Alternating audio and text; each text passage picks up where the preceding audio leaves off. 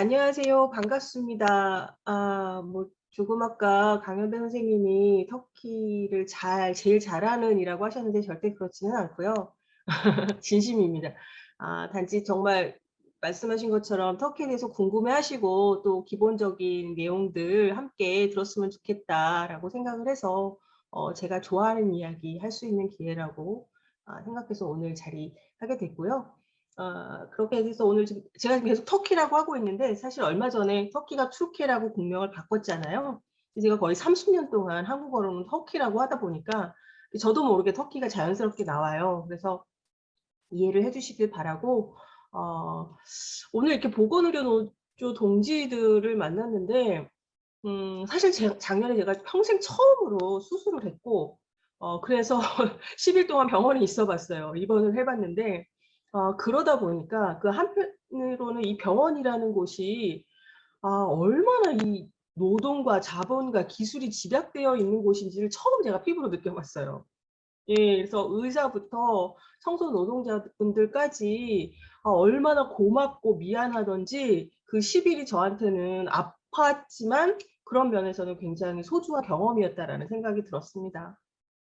저는 터키에서 공부를 했고 또 지금까지 제가 그래서 어제 세어 보니까 한 27년째더라고요. 27년 동안 주한 터키 대사관이나 한터키 경제협회라는 곳에서 일을 하다가 말씀하신 대로 지금은 터키 이스탄불 문화원에서 일을 하고 있고요. 그래서 터키 친구들하고 지내면서 이렇게 많은 인연을 쌓았고 그러면서 이제 보고 듣고 겪었던 제 경험을 중심으로 오늘 얘기 나누게 되겠습니다. 네. 뭐 많은 분이 못 오셨다고 하는데 소규모 좋습니다. 이렇게 서로 얘기할 수 있고 주고받을 수 있는 기회가 더 많아서. 그래서 혹시 여러분들은 터키 하면 어떠한 생각이 떠오르세요? 물론 지금 가장 큰 이슈인 지진이 일어나서 뭐 가장 지배적으로 압도적으로 지진이라고 하시겠지만 그래도 혹시 그거 외에 지진 외에 터키 하면 뭐가 떠오르시는지 한번 채팅창에 적어 주실 수 있을까요? 물론 이게 퀴즈는 아니에요. 그래서 선물도 없어요. 네. 그러니까 자유롭게 얘기해 주시면 좋겠어요. 음식.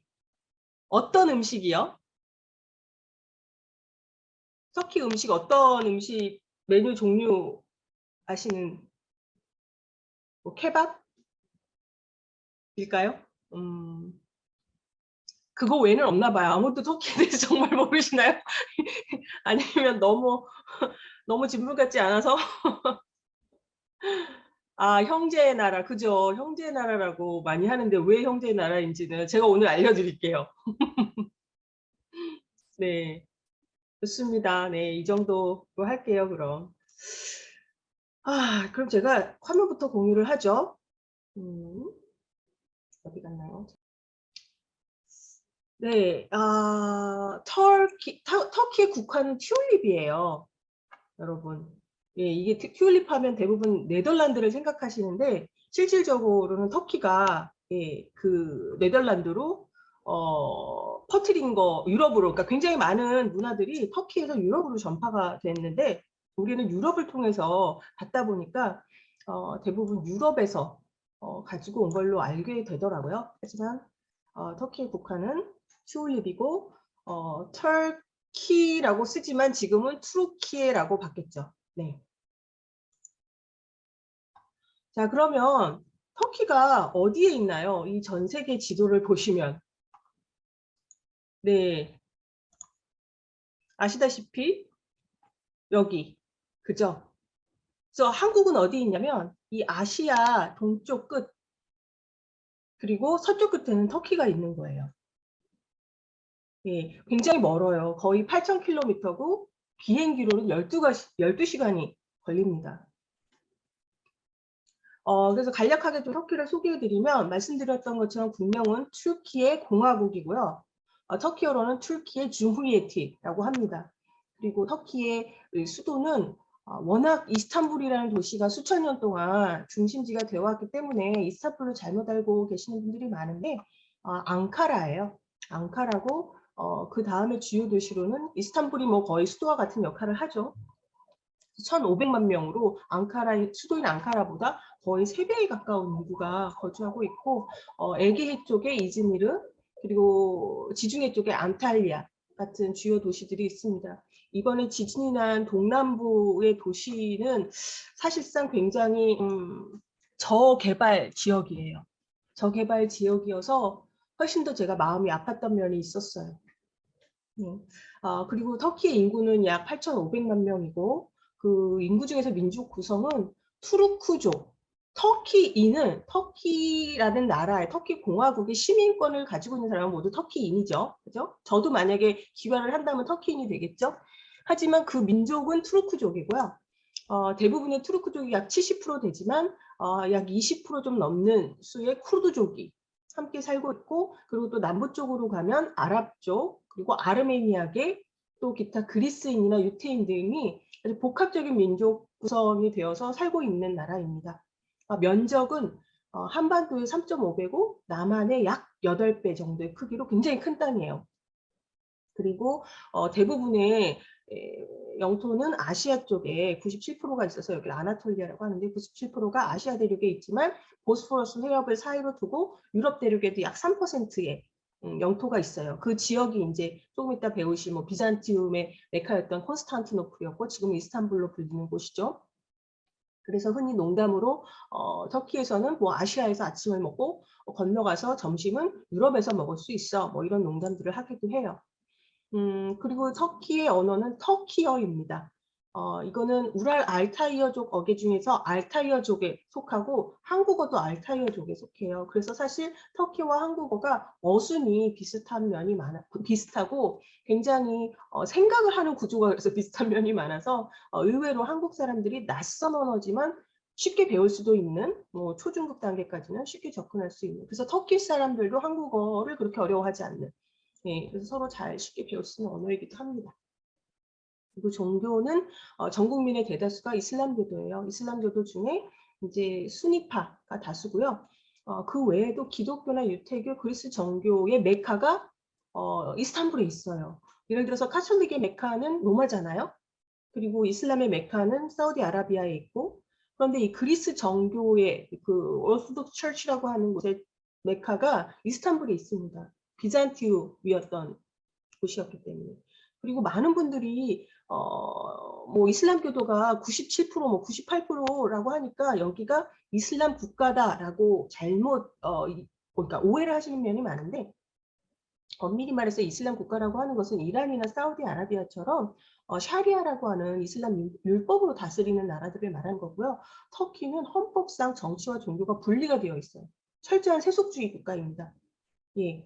그리고 정부 형태는 예전에는 내각제였는데 현재 이제 에르도안 대통령이 대통령을 오래 하려고 장기 집권을 하려고 대통령제로 얼마 전에 2017년에 바꿔서 지금 대통령제가 되었고, 레제 타입 에르도안이 현재 국가원수로 20년 동안 장기 집권을 하고 있고, 현 대통령은 푸아드 옥타이입니다. 그리고 GDP는 약 7,200불 정도로 경제 규모로는 세계에서 15위권 안에, 그래서 G20, G20 국가 멤버예요. 그리고 경제 성장률은 지금 뭐 그 이전부터 조금씩 줄어들었지만 2010년대, 2002년에서 2010년대 초기까지 한 10년 동안 굉장히 급성장을 했어요. 그 에르도안이 초기 집권을 했을 때는 그래서 뭐 신흥시장으로 해서 터키가 굉장히 각광을 받았죠. 예, 지금 환율은 제가 어제 보니까 1 터키 리라에 약 70원 정도 된다고 보시면 되겠습니다. 그럼 지금 역사를 좀 잠깐 설명을 해드릴 텐데요. 잠깐이라고 하지만 사실 터키가 워낙 역사가 길고 오래되다 보니까 짧지는 않을 수도 있어요. 여러분들이 세계사 공부 잠깐 다시 한다고 생각하시면 좋을 것 같아요. 그리고 터키는 예를 들어서 우리는 한 민족이 한 반도에서 계속 살고 있잖아요. 그렇기 때문에 영토의 역사와 민족의 역사가 동일해요. 같이 흘러가는데 터키는 그렇지가 않아요. 투르크족의 민족사와 아나톨리아, 현재 소아시아 반도라고도 불리는 그 아나톨리아의 문명사가 별개고, 그리고 또 여기에 플러스 이슬람의 역사까지 세 가지의 역사를 터키는 훑어야 되는 거예요. 근데 오늘은 간단하게 투르크족의 역사, 그러니까 민족사와 아나톨리아 문명사에 대해서만 잠깐 설명을 드릴게요. 그래서 투르크족은 사실 여기 보이시겠지만 이 유라시아에서 그 북쪽, 예, 그 북쪽에 이 중앙아시아의 동남부에서 기원을 했어요. 그래서 여기 보면 여기가 지금 한반도거든요. 그래서 우리하고도 같이 예, 접해서 살았었어요. 굉장히 오랜 기간을.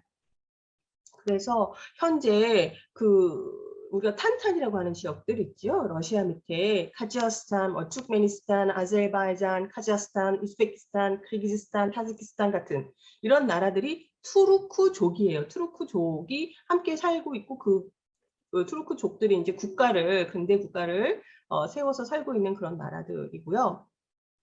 그리고 투르크족은 이렇게 굉장히 고구려의 우리 그 벽화를 보는 느낌하고 비슷하지 않나요? 네, 네, 그런 기마민족이었어요. 아주 활과 말을 잘 다루는. 그리고 터키에서 그 민족의 조상은 중국 고전에도 나와서 우리가 많이 들었던 그 흉노족 있죠. 그 흉노족으로 기원전 4세기에서 1세기에 그 중앙아시아 쪽 북부에서 기원을 했는데 이 기원전 한 220년에 수립된 테오만 야구부라고 하는 왕국이 있었는데 그 왕국을 중국인들이 흉노라고 불렀어요.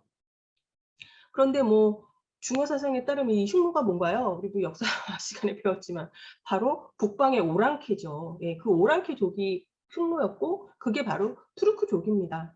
예, 그런데 그 북방 오랑캐가 얼마나 무서웠는지 만리장성을 쌓게 된 거죠. 예.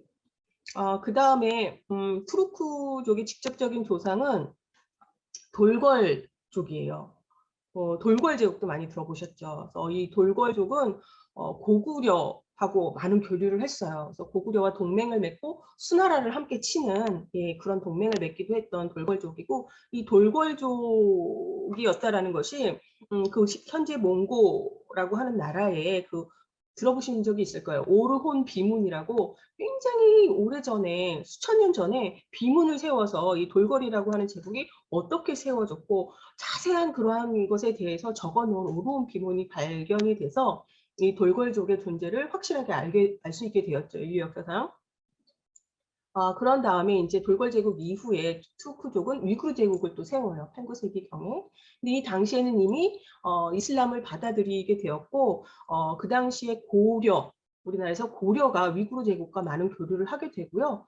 그리고 위구르 제국을 회회족이라고 불렀다고 해요. 그래서 회회족이 믿는 이슬람 종교를 회회족이 믿는 종교다 해서 회교라고 불렀어요. 근데 그게 얼마나 오랜 기간 동안 그 고려 시대부터 예, 전해져서 그 회교라는 말이 뭐 최근 얼마 전까지도 이슬람교를 회교라고 공식적으로 예, 회교, 회족 이런 식으로 불렀는데 지금은 이제 이슬람교, 무슬림 이런 말들이 예, 제대로 자리를 잡게 된 것 같아요.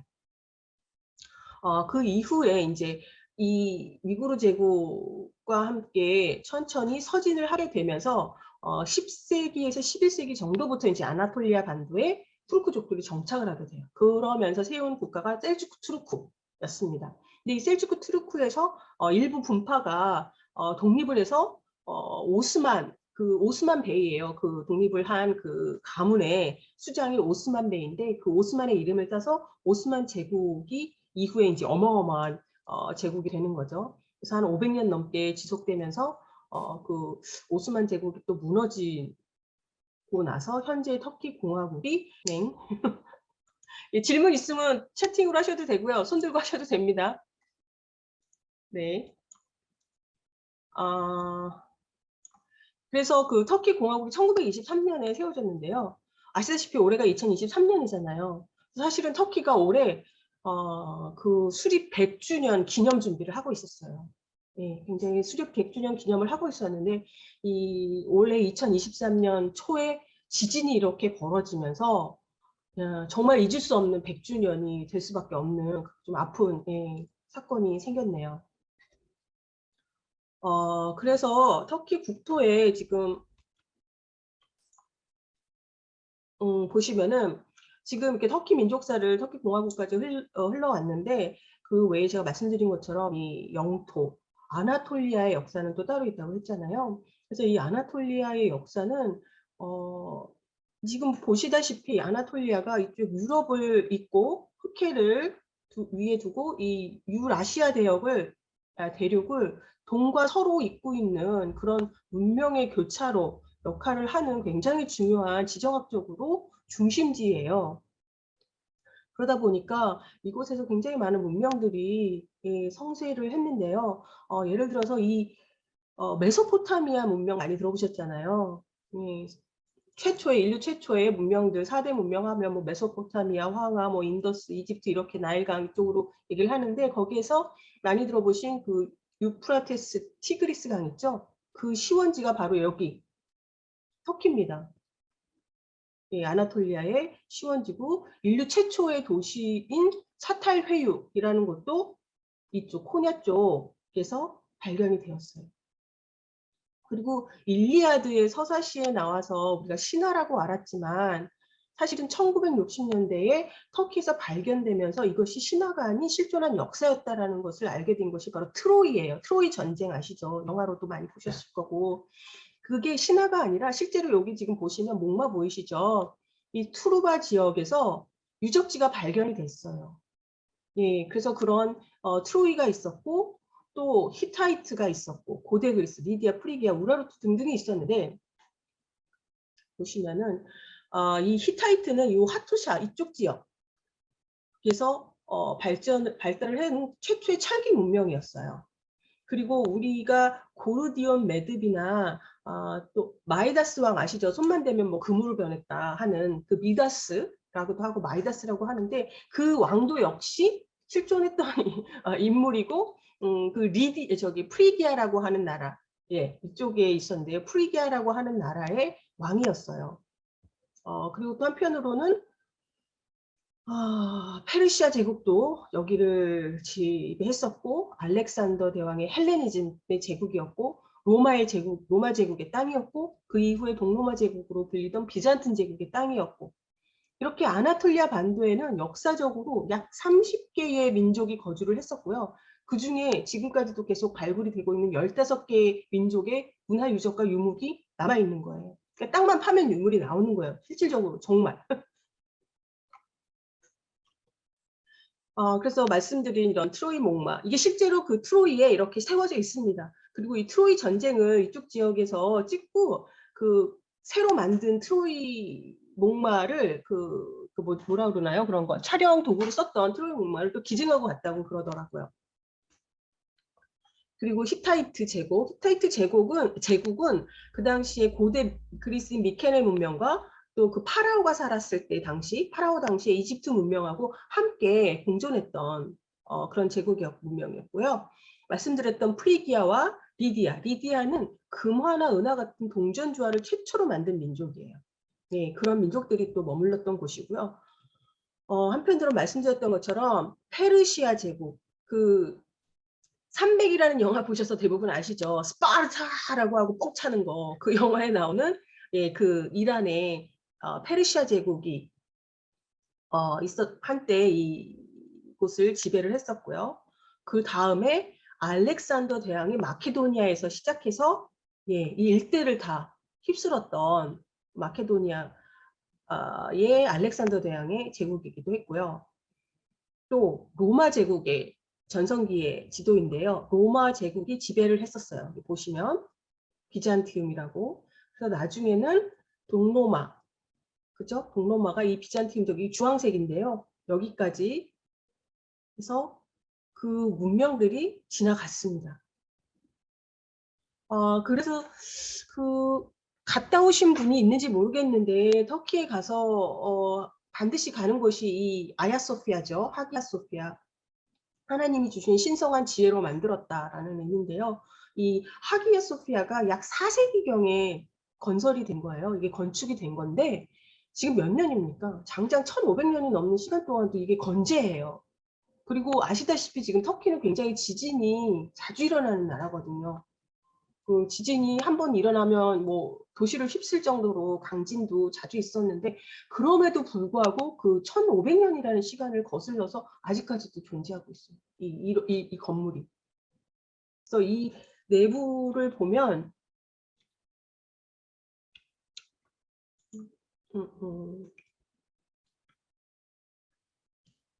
이게 잘 안 움직이네요.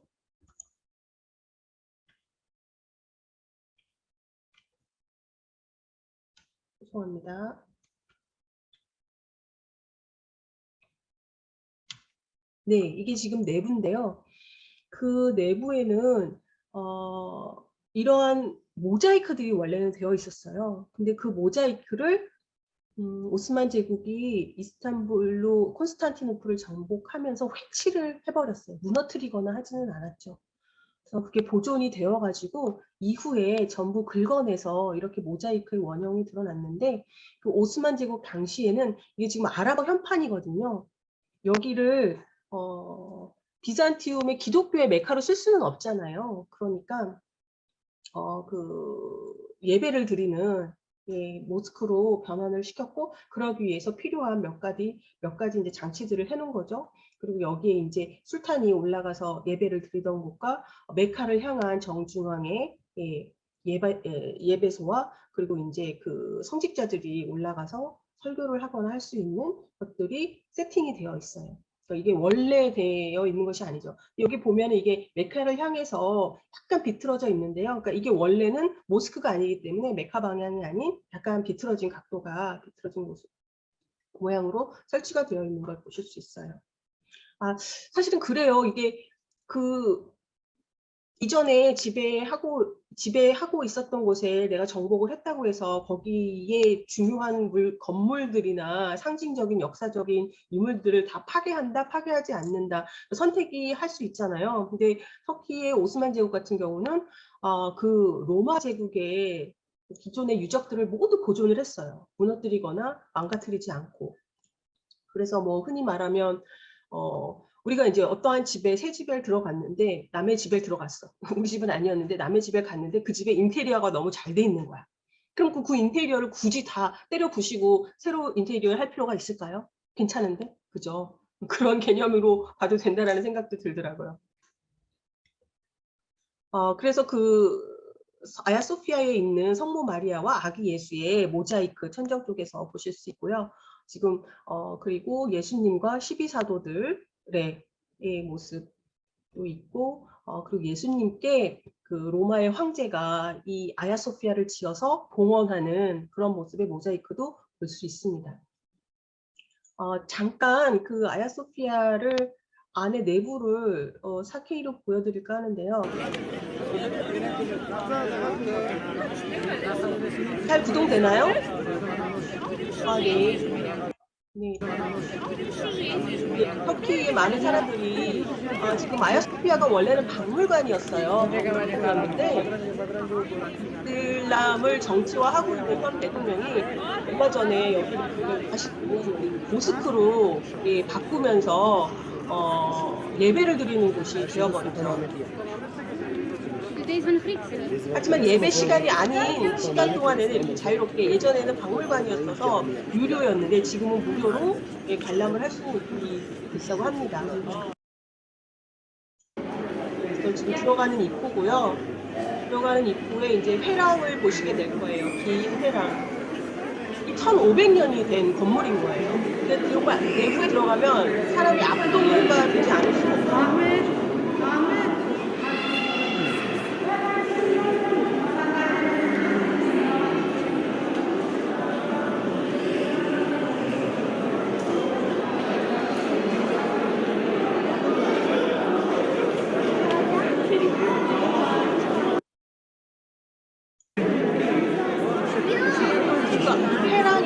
긴 회랑에서 안으로 들어가는 거예요. 이게 성당이었고 지금 모스크의 내부입니다.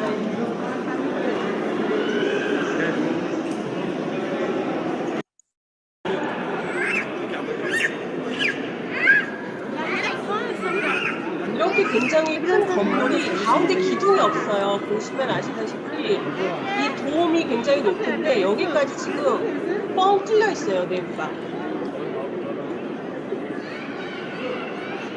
보시다시피 1층과 2층으로 되어 있고요. 2층까지 올라가서 관람이 가능하세요.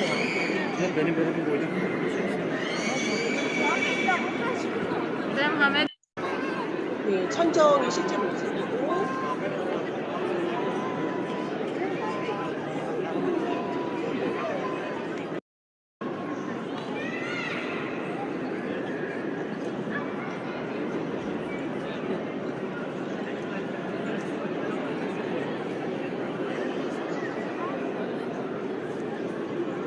네, 이 정도만 보겠습니다.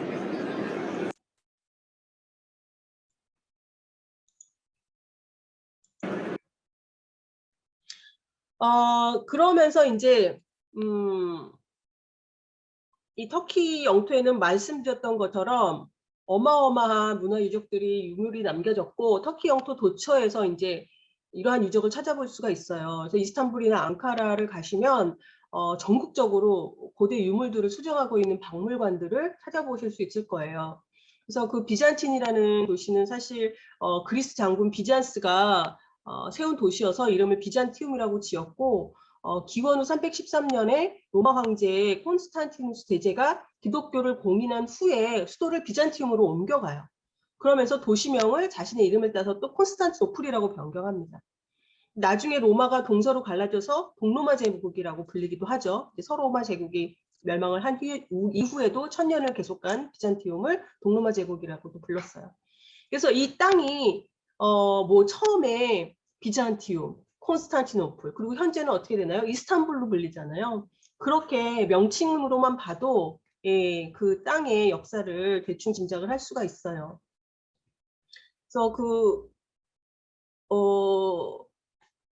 말씀드린 성소피아 성당이 사실은 1354년쯤 유럽에 진출을 한 그 오스만 왕조의 네 번째 술탄이었던 파티 술탄 메흐메트, 술탄 메흐메트 2세가 있었는데요. 그 사람이 유럽이 중심이었던 천년의 도시 콘스탄티노플을 1453년에 정복을 해요. 이건 당시 서구 세계에 있어서는 거의 종말에 가까운 일이었어요. 네, 유럽 사회에서의 그 중심이었던 콘스탄티노플이, 그리고 굉장히 콘스탄티노플을 공략하기가 어려울 만큼 성벽이 철두철미하게 보호가 잘 되고 있었어요. 그래서 그 공성전이 인류 역사에 있어서, 전쟁사에 있어서 길이길이 남는 연구 자료로 쓰이고 있는 그런 전쟁이기도 했습니다. 그래서 유럽도 콘스탄티노플이 넘어가면서 중세시대가 막을 내릴 정도로 획기적인 그런 사건이었었어요. 그러면서 오스만 제국이 이제 시작이 되는 거죠. 실질적으로는 1299년에 셀주크 투르크에서 분파해서 독립하면서 오스만 베이가 세웠지만 1453년에 그 영토 팽창을 하면서 이제 드디어 제국의 모습을 갖춰가기 시작을 한 거예요. 그러면서 이게 바로 그 파티 술탄 메흐메트 2세예요. 예. 그 당시에 이 성소피아 성당의 문을 걸어 들어오는, 말을 타고 걸어 들어오는 장면을 그림으로 그린 겁니다. 그러면서 오스만 제국은 어마어마하게 팽창을 했고요. 사실 한 36명의 술탄이 500년 넘게 이제 왕자에서 통치를 했는데요. 그 술레이만이라고, 여기 카논이라고 써 있는 이 술레이만 대제가 치세를 했던 16세기에 바로 가장 큰 전성기, 영토가 제대로 확장이 된 그런 전성기를 맞이했었어요. 네, 그래서 그 당시에는 이게 바로 오스만 제국의 정궁인 토카프 사라이라고 하는데요. 이 보스포러스 해협의 약간 언덕 위에 있어서 보스포러스 해협을 내려다볼 수 있는 경치가 정말 기가 막힌 그런 곳에 궁전이 자리하고 있습니다. 그리고 지금은 박물관으로 사용하고 있고요. 뭐 제국의 궁전이었고 제국의 박물관에 얼마나 많은 보물들이 많겠어요. 그래서 한국 사람들이 처음 이렇게 오스만 제국이라는 곳의 정궁의 박물관을 보고 느끼는 것들은 다들 야, 이 보물들을 다 어디서 갖다가 이렇게 갖다 놓은 거냐. 도대체 우리나라의 궁전에는 왜 아무것도 없냐. 왜 아무것도 없냐. 비교를 하시면서 놀라셨던 그런 경험이 있고요. 이게 지금 오스만 제국이 팽창 정책을 펼치면서 최대의 영역을 확보했었던 당시의 지도인데요. 보시면은 이 콘스탄티노플이 서쪽으로는 유럽의 빈까지 갔었어요. 거의 이거는 유럽 사람들한테는 공포 그 자체였어요. 이걸 막지 못하면 자기들 정말 다 이제 오스만 제국한테 넘어간다라고 하는 위기의식을 느낄 만큼. 그리고 북아프리카 보시다시피 지금 오스만 제국이 콘스탄티노플 이스탄불에서 이 흑해하고 여기가 에게해거든요. 여기가 지중해고 이걸 자기네 내해로 만들었을 정도예요. 그죠? 이게 내해가 돼버렸어요. 그 정도로 영토를 확장을 하면서 아라비아의 예멘이나 그리고 이 북쪽으로는 크림반도까지 네, 타타르족들이 살고 있는 그쪽까지 올라가면서 이렇게 넓은 영토를 소유를 했었습니다. 하지만 오스만 제국은 17세기부터 점차 쇠퇴하기 시작해서 1912년과 13년에 이제 이 여기 불가리아에서 조금 넘어가면 그리스가 있는 이 발칸반도 쪽 있잖아요. 그리스 쪽 옆에 그 발칸반도에서 발칸 전쟁이 일어나면서 이 불가리아의 마리차강까지 후진이 축소된 거예요. 아까 뭐하고 비교를 해보시면. 그리고 또 1차 대전을 겪으면서 패전국인 독일 측에 가담을 해서 패전국이 됨으로 인해서 영토를 거의 잃게 돼요. 그 넓은 영토를 다 잃고 어디냐면 여기 보시면 오토만 임파이어라고 쓰여있는 노란색 있죠. 이 정도의 영토로 축소가 돼버려요. 그래서 이제 세브르 조약을 체결하면서 이 정도만 갖고 나머지 연합군들이 전부 터키를 분할을 해서 갖게 되는 거죠. 그런데 이럴 때 짜잔 누가 나타나요? 터키의 국부 케말 파샤. 예. 무스타파 케말 파샤가 국토 회복 운동을 벌이기 시작해요. 그래서 그리스하고도 전쟁을 하고 이 갈리보노라는 곳에서 독립 전쟁을 벌여서 세브르 조약은 비준되지 않고 다시 로잔 조약이 체결이 되면서 현재의 터키의 영토를 모두 회복하게 되는 거예요. 그래서 아타투르크는 그렇게 민족의 영웅이 되고 오스만 제국은 무너지고 그 위에 새로운 투르키의 공화국이 설립이 됩니다. 이게 지금 터키의 화폐예요.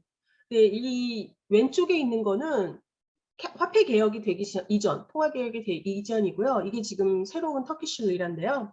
보시다시피 공이 엄청 많잖아요. 제가 터키에서 공부를 하던 당시에는 이 돈이었어요. 근데 저는 숫자에 굉장히 약하거든요. 통번역 할 때도 숫자 틀리지 않으려고 굉장히 긴장을 하는 편인데 근데 당시에 가가지고 이렇게 숫자가 많으니까 이거를 어떻게 숫자만 많지 사실은 가치가 그렇게 많은 거는 아니거든요. 예를 들어서 이게 지금 1리라가 제가 70원이라고 했잖아요. 이게 100리라가 1리라에 해당하는 거였어요. 70원짜리가 100만 리라인 거예요. 그래서 이 숫자에 약한 저는 돈 쓰기가 얼마나 겁이 나는지 돈 내는 것도 무섭고 내가 계산을 잘해서 잔돈을 받을 수 있을까 제대로 이게 항상 긴장이 되는 거예요. 계산만 하려고 하면. 그래서 조마조마했었던 기억이 나네요. 네, 그래서 지금 현재도 그렇고 과거에도 그렇고 누구밖에 없나요? 아타투르크밖에 없어요. 예, 오로지 지폐, 모든 지폐에는 아타투르크밖에 없어요. 그나마 새로 그 2005년 통화개혁하면서 2009년부터 유통이 됐던 이 새 돈에는 뒤에는 다른 사람들이 현대 뭐 과학자, 뭐 여성 해방 운동가 그리고 아주 오래전에 뭐 유누스 엠네 같은 시인 이런 사람들이 들어갔지만 전면에는 여전히 아타투르크가 지배하고 있어요. 그래서 이 아타투르크라고 하는 성이 이 케말 파샤한테 나중에 생긴 거예요. 터키 공화국이 수립이 된 이후에 그거는 아타투르크, 그러니까 투르크들의 아버지란 뜻이에요. 조상. 예, 그 정도로 국부라는 이름으로 칭송을 받게 된 거죠. 그러면서 이 아타투르크는 1900안 넘어가네. 1922년 11월 이 오스만의 군주제와 1300년 동안 이어왔던 칼리프 제도를 폐지를 해요. 그리고 1923년 10월 29일 터키 공화국을 선포합니다. 그래서 공화국 선포한 후에도 계속 이제 국가의 세속화, 그러니까 즉 정치하고 종교를 분리하는 거, 그리고 이슬람식 종교나 재판, 그 샤리아라고 말씀드렸죠. 그런 종교 교육도 폐지해버려요. 남녀 평등 교육을 실시하고 여성 해방을 이끌었고 또 일부 그러니까 복장들도 다 이제 현대화해라. 여자들 지금 이슬람 여성들 뭐 여러분들이 아시는 차도르, 니카, 뭐 부르카 이런 거 쓰잖아요. 그런 거 모두 철폐하고 현대식으로 입어라라고 복장 개혁도 하고 또 이슬람역 우리처럼 음력이랑 비슷한 이슬람 달력이 있는데요. 그 이슬람역도 폐지하고 서양역을 채택하라. 그리고 아랍 문자, 당시 오스만 투르크라고 해서 여기 보시면 이 아랍 문자를 사용해서 우리가 이두를 쓰듯이 한자를 사용해서 이두를 썼었잖아요. 조선시대에. 그런 것처럼 오스만 역시 아랍 문자를 가지고 오스만 투르크어를 썼던 거예요. 근데 이거는 물론 아랍어가 어려운 것처럼 이 오스만 투르크도 어려워서 일반 대중, 민중들은 사용할 수가 없는 지배층의 언어였던 거죠. 그래서 1928년 11월에 아타투르크가 이 아랍 문자를 버리고 로마자, 라틴 문자를 만들어서 29개의 자음 모음으로 이루어진 터키 알파벳을 정식으로 채택을 해요. 그래서 그게 지금까지 사용되고 있는 거예요.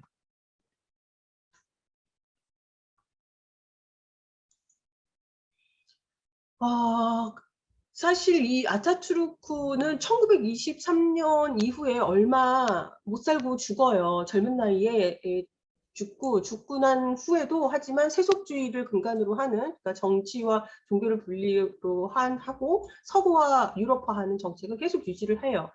그래서 이제 정치적으로 안정을 얻어야 하는데 이후에 계속 이게 정치가 불안정한 거예요. 그러니까 단독당으로 정권을 집권하는 적이 없고 계속 연합하면서 정당들이 연합을 하면서 정치를 하다 보니까 계속 정치가 불안하고 그 불안한 정치를 틈타서 군사가 계속 개입을 하는 거예요. 아타투르크가 군인이었잖아요. 그러니까 거기 터키도 굉장히 군부가 강했어요. 그래서 그 군부가 계속 들어와서 쿠데타를 일으키고 정권을 잡기도 하지만 그냥 민간 정부에게 정권을 이양하고 빠지기도 하고 이런 식으로 한 20년에 한 번씩 주기로 계속 쿠데타가 일어났었어요. 그런데 1980년도에 투르굿 오잘이라고 하는 총리가 이제 자리 집권을 하면서 굉장히 안정을 찾게 되는데 그 짧은 시간 동안 이 사람은 굉장히 많은 개혁을 하려고 노력했는데 금세 또 집권을 하고 다시 자기의 임기도 마치기 전에 또 죽는데 이게 암살이다 아니다 지금까지도 암살되었다라고 하는 음모설들이 계속 돌 정도로 그의 죽음에는 좀 의심스러운 면이 있고요. 또 1990년대 이후부터 계속 이제 정치가 불안정하던 찰나에 말씀드린 것처럼 세속주의인 터키에서 이슬람계 정당이 등장을 해요. 터키에서는 이슬람이라고 하는 것으로 정치를 할 수 없어요. 정치와 외교는 아니 정치와 종교는 분리되어야 한다고 했잖아요. 그랬는데 이슬람계 정당이 등장을 해요. 그래서 이 이슬람계 정당이 그 군부가 강하고 세속주의가 국시인 터키에서 뭐 정당 폐쇄 같은 일들을 수도 없이 당하죠. 예, 몇 번이나 정당 폐쇄를 당했어요. 그러던 찰나에 진짜 난세의 영웅 에르도안이 이제 집권을 하게 되죠. 2001년에 기존의 그 친이슬람계 정당들이 뭐 폐쇄됐다가 다른 이름으로 다시 정당 설립을 하다가 이런 식으로 계속 반복이 됐었는데 2001년에 그런 사람들을 규합을 해서 정의개발당 현 여당을 창당을 하고 바로 2002년에 선거에서 국회의석의 3분의 1을 확보하면서 단독 정부를 구성을 해버려요. 정말 획기적인 일이었어요. 그 당시에는. 그 난세의 영웅이 그렇게 이제 평정을 하죠. 딱 터키를 평정을 하고 에르도안이 3년부터 2014년까지 총리로 재임을 합니다. 그것도 벌써 12년이잖아요. 2002년에 들어와서. 그랬는데 그 욕심을 버리지 못하고 2014년 8월에 그당 터키 최초로 직선제 선출 대통령제로 바꿔버려요. 헌법을 개정을 해서 법을 개정을 해서 그리고 취임을 합니다. 이전에는 직선제가 아니었고 7년 단임제였으면서 국회에서 국회의원들이 뽑았어요. 3분의 2 이상의 찬성으로 선출이 되어서 뽑혔었어요. 근데 지금 현재 집권 여당은 2007년, 10년, 17년 계속 헌법 개정을 하면서 대통령 직선제까지 만들어냈고 그래서 지금 현재 대통령은 5년으로 연임을 할 수 있는 방식으로 바뀌었어요. 그리고 나서 그 헌법재판소가 뭐 사법부, 입법부, 행정부 전부 대통령 중심제로 손아귀에 쥐게 되죠. 에르도안이. 그러면서 2023년 공화국 건립 100주년을 맞아서 우리는 이제 15위에서 세계 경제 10대국으로 도약을 해야 된다라고 열심히 경제 발전을 하자라고 했지만 현실은 그렇지가 않았죠. 2016년 7월 15일에 이제 쿠데타도 아니고 사실은 쿠데타 시도가 발생을 했었어요. 아마 여러분들도 기억을 하실 거예요. 그러면서 에르도안은 이제 터키 정부 차원에서 국가 비상사태를 계속 연장을 하면서 굉장히 이 인권을 침해하는 그런 정치를 계속 펼치게 되죠. 그러다 보니까 2013년부터 사실은 이 에르도안이 초기 집권을 하면서 제대로 정치 잘한다라고 박수를 하던 많은 시민들과 국민들이 그의 독재적이고 권위적인 정치에 반항을 한 거를 하기 시작하면서 굉장히 많은 데모들이 있었어요. 근데 그거를 힘으로 제압을 해버리죠. 그리고 나서 군, 경찰, 사법부, 교육부 등 이런 곳에 그 쿠데타 시도를 했던 배후 세력이 있다라고 하면서 굉장히 많은 사람들을 수백만 명이라고 해요. 100만 명 이상을 쿠데타와 연관 세력이라고 해서 뭐 쫓아내거나 아니면 구속시키거나 고문을 하거나 하는 등의 행태를 지금까지도 이어오고 있어요. 그래서 터키 정부가 그 쿠데타 배후 세력을 지목한 곳이 사실은 이 사람이 집권을 할 수 있었던 페툴라 굴란이라고 하는 이슬람 학자하고의 연합을 깬 거예요. 에르도안이 굉장히 오랫동안 집권을 하다 보니까 여러 가지 부패와 비리와 관련된 사실들이 언론에 보도가 되기를 시작했는데, 특히나 자기 측근인 뭐 아들까지도 그 사람들이 나눈 대화가 녹취록이 발표가 되고 했어요. 그러다 보니까 그 페툴라 글렌이라고 하는 이슬람 학자가 벌인 굉장히 큰 시민단체가 있었고, 히스메시라고 하는 그 단체에 관련된 많은 사람들이 현 정부와 연합도 하고 반목도 하면서 결국은 그 사람들이 전부가 다 페토라고 하는데, 이 페토라는 말은 페툴라 글렌을 따르는 테러리스트 조직이라고 하는 말의 준말이에요. 그래서 그 사람들과 또 쿠르드의 노동자당이라고 PKK라고 많이 들어보셨죠. 쿠르드의 독립을 위해서 투쟁을 하는 그 PKK도 원래부터 이 단체는 뭐 테러리스트라고, 테러 조직이라고 지목이 되어 있었고, 지정이 되어 있었고, 이 세력들이 국내에 터키의 정치를 혼란시키고 안보를 위협하는 테러 조직들이다라고 하면서 미국하고 또 러시아하고 짬짬이로 협력도 하면서 뭐 가장 중요한 것이 지금 국내 안전이고 이 테러 조직들을 일거에 다 쓸어버리는 것이다라면서 수청 작업을 오랫동안 하고 있죠. 이 대외 관계는 시간이 남으면 할게요. 시간이 남으면 하고, 지금 한국하고 터키를 이어준 사건들이 있었어요. 중요한. 고대에는 고려, 뭐 고구려 이런 얘기들을 했었는데 돌궐까지 올라갔잖아요. 그래서 최근 근대사에서는 1950년 한국 전쟁에 터키가 참전을 하면서 이제 인연을 또 다시 맺게 되고, 또 1999년에 이스탄불에 또 대지진이 있었을 때 한국민들이 터키인들의 한국전쟁 참전을 했었던 사실을 기억하면서 시민 차원에서 굉장히 많은 성금을 모금하고 전달하면서 관계가 또 돈독해지고, 그러다가 2002년 한일 월드컵에서 3, 4위전에서 붙었는데 한국인들이 터키인들을 적극적으로 응원하고 그러면서 이제 형제애가 점점 커진 거죠. 혹시 이 아일라라고 하는 영화를 보신 분이 있거나 아시는 분이 있는지 모르겠는데, 그 한국 전쟁 당시 전쟁 고아들을 보살폈던 실제 이야기예요. 실화를 바탕으로 한 이야기인데요. 그 이야기들이 영화화한 거였어요. 그래서 이게 한 2018년도에 상영이 되었는데, 한국에서는 뭐 그렇게 많은 사람들이 관람을 하지는 않았어요. 하지만 그러니까 영화의 뭐 퀄리티를 따지기보다 그 내용은 정말 기록할 만한 일이 아니었을까라는 생각을 합니다. 그래서 1950년 한국전쟁에 터키군이 참전을 했는데, 그러니까 아까 형제의 나라라고 하는데 왜 형제의 나라예요? 라고 물으셨잖아요. 근데 이제 물론 터키가 한국전에 참전을 한 이유는 나토의 가입이라고 하는 국내 정세 문제가 있었어요.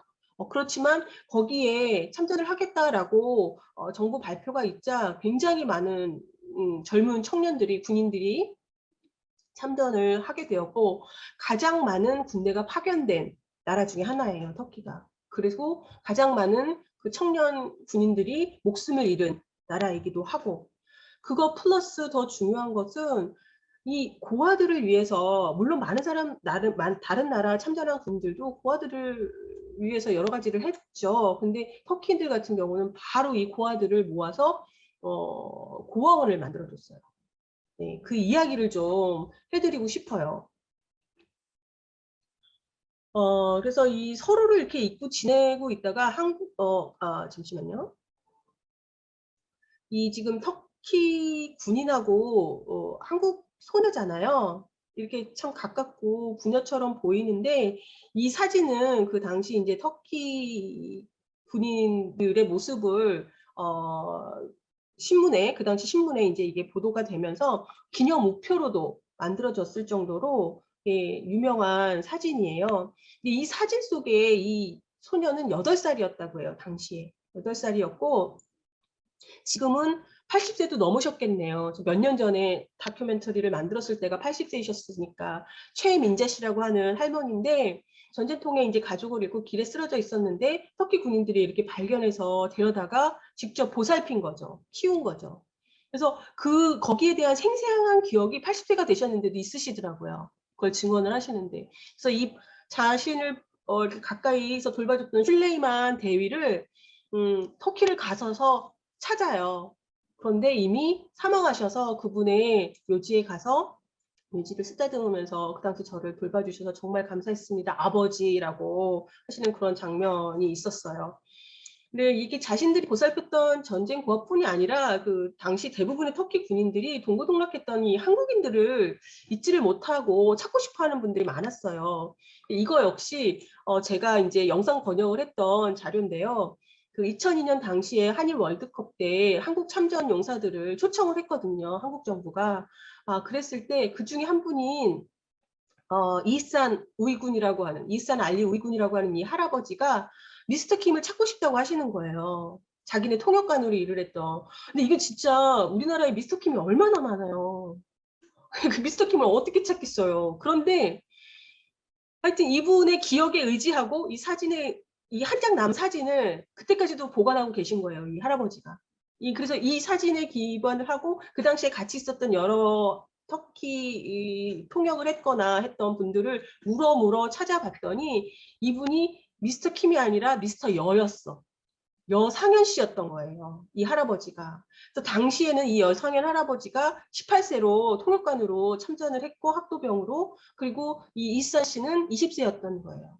그 새파란 청년들이 나중에 70세, 70세가 되어서 이스탄불에서 만났어요. 이 할아버지 여상현 할아버지를 찾아서 모시고 부부가 같이 가서 부부끼리 만났어요. 서로. 그래서 그런 여러 가지 장면들 이야기들을 이제 영상을 번역을 하면서 제가 진짜 근데 이 터키 군인들이 기억하는 거에 비해서 한국인들은 기억이 굉장히 좁고 적더라고요. 그래서 왜 그럴까라고 생각하면 뭐 더 어려서도 그럴 수도 있지만 한국인들은 의식적으로 그 어려운 시기를 기억에서 지우고 싶어 하지 않았었나 그런 생각을 혼자 해봤어요. 그래서 먼저 찾고자 하지 않았던 건 그런 트라우마 때문이지 않을까. 찾지 않아서 고맙다고 먼저 이사하지 못해서 미안하다라고 막 서로 우시고 그랬지만 그런 아픔이 있지 않나라는 생각이 들었고 이 할아버지 사연들을 들으면서 제가 번역을 해야 되잖아요. 계속 눈물이 나는 거예요, 정말. 계속 눈물을 흘리면서 번역을 했던 기억은 잊혀지지가 않을 것 같아요. 그래서 이런 군인들이 설립했던 학교가 앙카라 학원이었어요. 앙카라 오쿨루라고 해서. 이게 지금 여기가 그 당시에는 피난민 중에 이제 부모와 가족을 잃은 4, 5세 어린 고아들을 모아가지고 그 아이들이 울고 있는 걸 데려다가 부대에서 이제 데려와서 하나씩 둘씩 데려와서 먹을 걸 주고 잠을 재워주다가 한 것이 점점 숫자가 이렇게 늘어나니까 천막을 치게 된 거예요. 그 당시에는 터키군이 경기도 수원시에서 주둔하고 있었다고 합니다. 그렇게 해서 이분이 지금 나묵 알규추라고 하는 제2차 여단장이셨는데요. 이 앙카라 고원을 이렇게 설립을 해줘요. 여기 보면 투르크, 앙카라, 수완, 오쿨루 왜 예팀하는 그러니까 학교이자 고아원이라고 예, 이렇게 적혀 있죠. 그래서 학생들을 이렇게 교복을 입혀서 가르치고 했던 모습들이 사진들이 아직 있고요. 이분들은 그 당시 앙카라 학원은 터키어도 가르치고 이렇게 한국 선생님을 고용을 해서 한국과 관련된 공부들을 할 수 있게 했대요. 그리고 또 부상을 당하거나 하는 이제 병사들이 와서 터키어를 가르치는 선생님이 되기도 하고 그러면서 아이들을 이렇게 부모처럼 돌봤다고 합니다. 그렇게 넓은 부지에서 논밭을 과수원을 일구면서 먹을 것, 입을 것 걱정 없이 상처 입은 아이들을 보듬을 보금자리를 마련하는 데 애썼다고 해요. 근데 이게 학생 수가 점점 늘어나잖아요. 고아가 얼마나 많겠어요. 그러니까 이 군인들은 재정 지원에 힘을 쏟았고 매달 월급에서 $5씩 각출을 해서 학교로 보내게 했다고 해요. 이런 사실들 때문에 터키 군인들을 더 특별하게 생각하는 면이 있어요. 그래서 군수품도 절약해 가면서 아이들한테 다 보낼 정도였고, 그것이 당시 기사에 이렇게 여기 보시면 동아일보 1953년 10월 24일자에 터키군 군수품 절약해서 고아 난민 등 구호라고 신문에 났을 정도였어요. 근데 이분은 그 당시에 그 앙카라 학원에서 고아로 앙카라 학원에서 공부를 하고 성장했었던 분이신데요.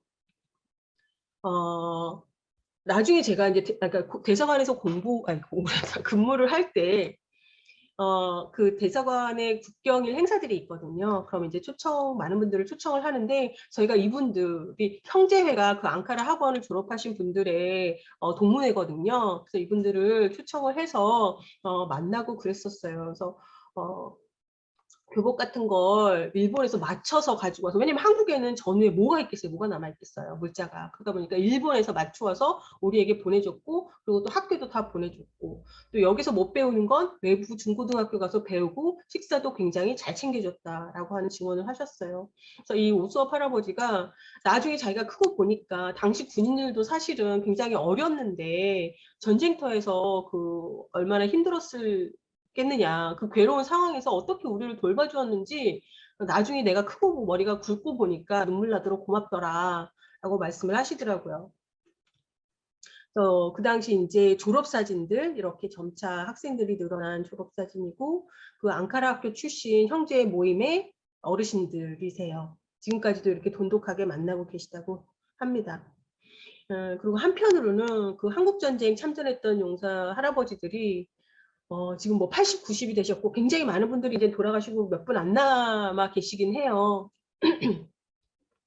근데 여전히 그 참전용사 할아버지들을 만나보시면 한국에 오셔서 우선 너무 놀라시고요. 그 전쟁의 폐허를 보고 돌아가셨잖아요. 그런데 이 한국이 지금 이 정도로 발전한 것을 보고 정말 이건 천지개벽의 상전벽해 이로 말을 할 수 없이 놀라시는 거예요. 그러면서 우세요. 아, 그래도 자기네들이 젊었을 때 이 참전을 해서 흘린 피가, 그 노력이 헛되지 않았고 한국이 이렇게 잘 산다라는 것을 오히려 훨씬 자랑스러워하시고, 예, 고마워하시고 그런 면들이 있어요.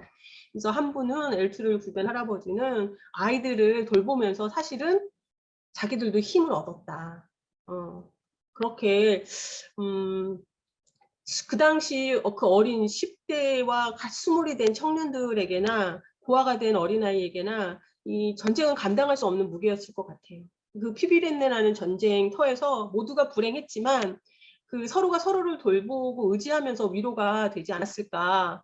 그래서 뭐 아이들에게는 군인들의 보살핌이 생명줄 같은 희망이었지만 군인들 역시 그 아이들의 성장을 보면서 기쁨을 얻었겠구나라는 생각을 했었습니다.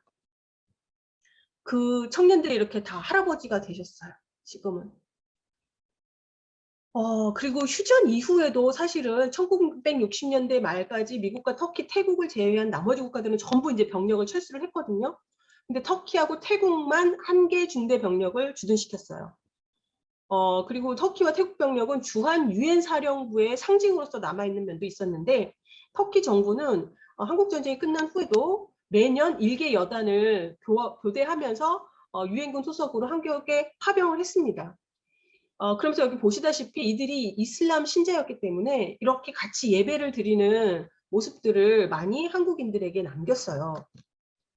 그래서 오늘날 한국 이슬람 공동체의 결성이 되고 조직을 하게 된 역사는 그리 길지가 않거든요. 물론 이희수 교수님이 더 잘 설명을 해주셨겠지만 그게 한국 전쟁이 계기가 된 거예요. 이 터키군 사령부가 있던 수원에서 앙카라 학교를 운영하면서 주변의 가난한 이웃한테도 이제 음식과 팽필품들을 나눠주기도 해가지고 당시에 한국인들은 터키 군인들을 좀 남다르게 생각했대요. 당시 함께 근무했던 또 한국 군인들 역시 통역 장교들도 한결같이 같은 지원을 하고 있다고 합니다. 그래서 이 터키 군인들이 이렇게 오랫동안 주둔하면서 한국인 개종자들이 나타나고 이슬람 자체에 대한 관심보다는 터키 사람들에 대한 호감, 이런 것 때문에 개종을 하는 경우가 있었다고 해요.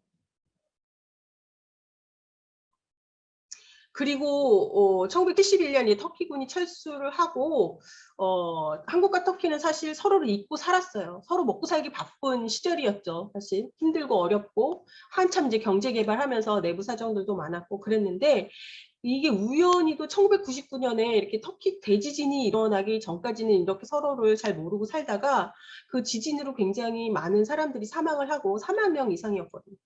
20만 명의 이제 이재민이 발생을 해서 전 세계가 도움을 손길을 보내고 있을 때 지진 참사와 관련해서 우리 정부가 굉장히 소규모의 지원을 보여주는 소극적 태도에 한국 시민들이 분노를 하게 됐어요. 어떻게 이 정도밖에 안 보낼 수가 있느냐라고 하면서 시민사회에서 터키의 아픔을 함께하는 사람들이라는 자발적인 단체가 만들어졌어요. 죄송합니다.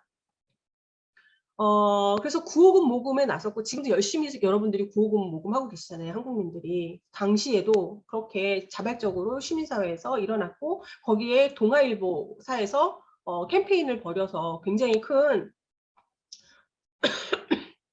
터키도끼 캠페인을 벌였습니다. 그 당시 저는 유학 중이었는데 다행히 여름방학이라 지진이 벌어졌을 때 한국에 있었어요. 정말 천만다행이지만 그래서 터키에서 이 한국 시민 모금 운동 활동을 촬영하러 온 터키 국영방송 테레테 쪽의 통역을 돕는 일로 이렇게 이 캠페인 현장에서 함께 할 수 있었습니다. 그래서 당시 이렇게 보시면 주한 터키 대사관에서 이 한국인들이 막 구호금을 전달하겠다고 막 꼬리에 꼬리를 무는 시민 행렬이 이어져가지고 굉장히 놀랐었어요. 그 당시에. 저 물론 그때 제가 터키 대사관에 근무를 했던 건 아니지만 당시 대사관에서 굉장히 놀랐었다고 해요.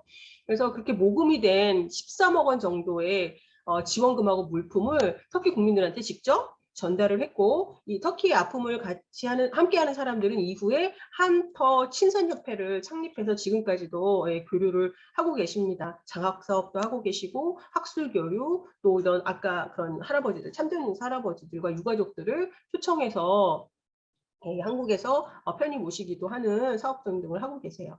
그래서 이렇게 1999년 지진 사태는 한국 전쟁하고 관련해서 이렇게 묻혀 있었던 한국과 터키의 사연들이 터키에 대한 소개와 함께 다시 등장하면서 오랜 우방국 터키를 새롭게 인식하게 되는 계기가 되었던 거예요. 예, 그리고 2002년 한일 공동 월드컵으로 이어집니다.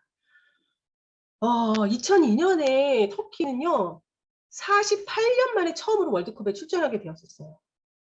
터키에서 축구라고 하면 자다가도 정말 벌떡 일어나는 사람들이거든요. 뭐 홀리건, 뭐 영국 훌리건도 있지만 터키도 진짜 장난 아니에요. 그 정도로 축구에 열광하는 나라인데 48년 만에 월드컵에 출전을 했으니 어떻겠어요. 난리도 아니죠.